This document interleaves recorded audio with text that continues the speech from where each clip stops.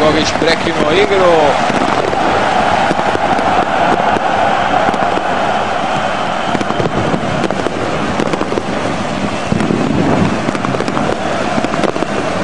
Sve bukti na severnoj strani. 66 godina postojanja Crvene zvezde, juče su i proglašeni najbolji sportisti ovog sportskog društva, kao i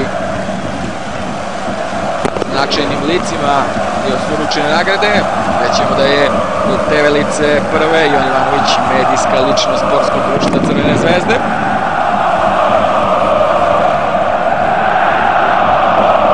Sudijski time-out dok se malo ne raščisti ovaj dim iznad Marakane.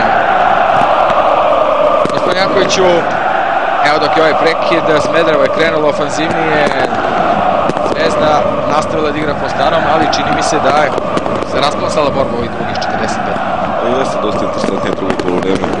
Na obe strane se napada, tako da gledamo interesantnije u utakmicu u drugom poluvremenu, koliko u prvom gdje je samo Zvezda napadala, imala inicijativu.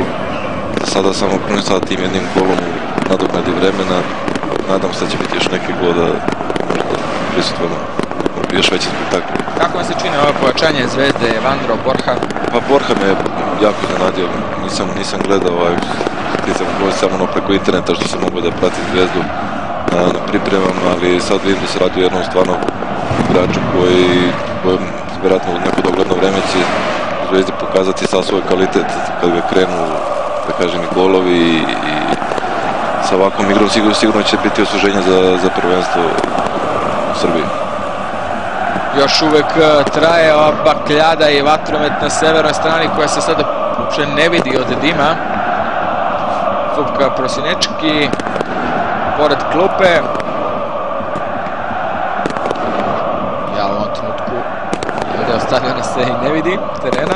Biće teško i za komentarisanje, ali verujem da će sačekati sudija Gogić. Kada smo već kod Zvezdine istorije, sve ovo podsjeća na onaj meč sa Milanom, kada je Crvena zvezda u kupu šampiona igrala ovde 1-1, pa je taj meč ponovljen, to je povela 1-0, pa je taj meč ponovljen 1-1 sutradan.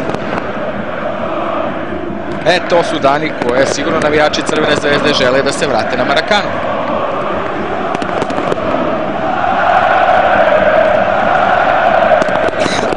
Još uvek traje prekid na stadionu Zvezde. Nema sumnje da će to nadoknaditi sudija Gogić, a mi dok to traje, vidimo i onaj gol Kadua iz 47. minuta.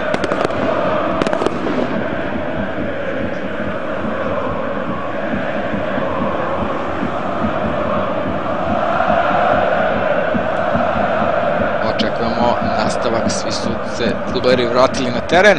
Evo studije Gogića.